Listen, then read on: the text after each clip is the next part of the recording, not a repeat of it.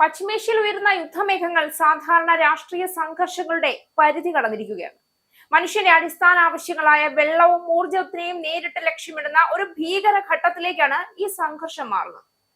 പുതിയ മുന്നറിയിപ്പുകൾ പ്രകാരം US ഇസ്രയേൽ ആക്രമണങ്ങൾക്ക് മറുപടിയായി ഇറാൻ ഗൾഫ് രാജ്യങ്ങളിലെ വെള്ള ശുദ്ധീകരണ പ്ലാന്റുകളും ഊർജ അടിസ്ഥാന സൗകര്യങ്ങളും ലക്ഷ്യമിടാൻ തയ്യാറാകുന്നുവെന്ന സൂചനകൾ ശക്തമാണ്.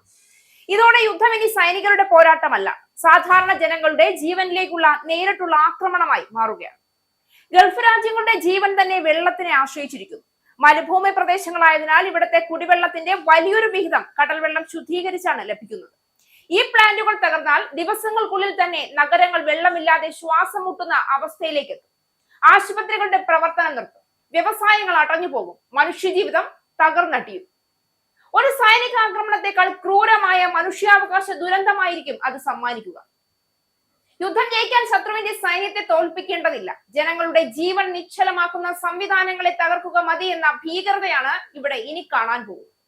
ഇതോടൊപ്പം ഊർജ്ജ മേഖല ലക്ഷ്യമാകുമ്പോൾ പ്രത്യാഘാതം ലോകവ്യാപകമാകും. ഹോർമൂസ് കടലിടുക്ക് വഴി ലോകത്തിലെ വലിയൊരു എണ്ണ വിതരണം നടക്കുന്നു. ഈ വഴിയിൽ ചെറിയൊരു തടസ്സം പോലും ആഗോള വിപണിയെ ഇനിയും കുലുക്കും.